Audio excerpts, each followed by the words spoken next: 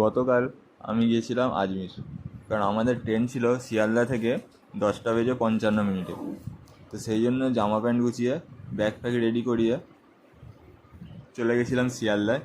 ঠিকঠাক টাইমে শিয়ালদা পৌঁছে গেছিলাম।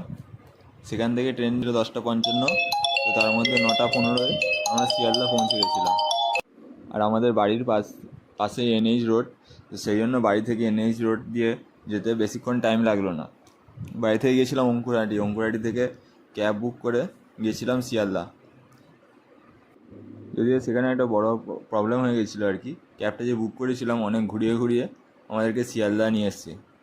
হাতে টাইম নিয়ে বেরিয়েছিলাম, তাই জন্য টাইমটা কভার করতে কোনো প্রবলেম হয়নি।